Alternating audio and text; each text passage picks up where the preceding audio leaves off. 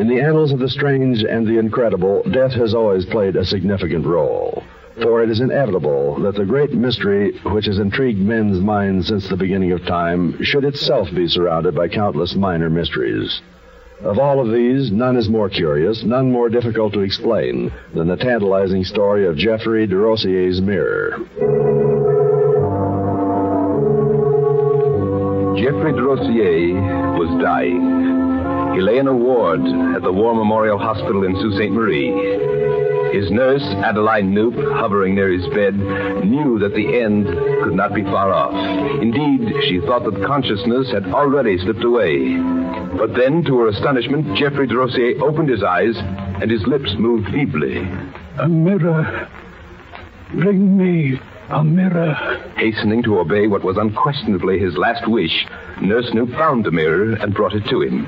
It was just an ordinary mirror, a rectangular piece of glass without a frame.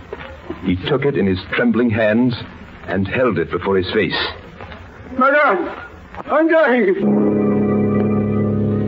Nurse Knoop and 3 other occupants of the ward heard that wild, frantic cry.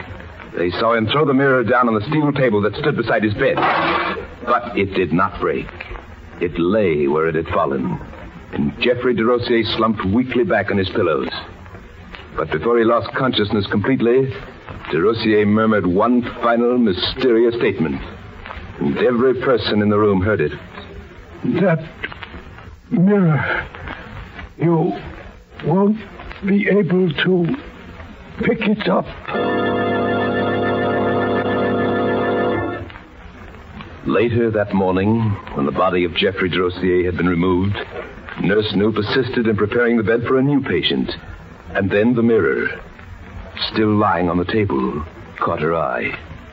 She bent to pick it up. A moment later, her face suddenly white, she hurried out of the room and summoned an intern who was passing in the corridor. Please, when she told him her story, he followed her to the bed, chuckling with amusement. I want to show it to you. Relax, nurse. I don't think I'd be too upset about this. But I tell you, it won't budge. You've heard of an E-Day fix, haven't you?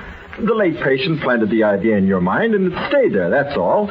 You said you wouldn't be able to pick up the mirror, and lo and behold, you can't pick it up. Let's see you pick it up. Good Lord. For some strange reason, it's stuck to the table. And it remained stuck for 24 hours. During that time, practically every doctor and nurse on the floor tried to move it. And throughout that whole day and night, there was scarcely a person in the War Memorial Hospital who was not recalling, with a shudder, those strange last words of Geoffrey de Rossier.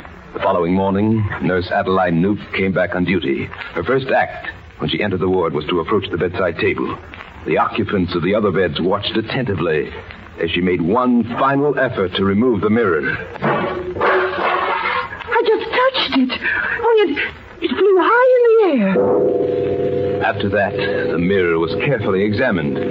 No chemical or adhesive substance was found, either on it or on the surface of the table. Efforts were made to force it to re-adhere to the table, but they were unsuccessful. It still remains a mystery. A mystery incredible but true.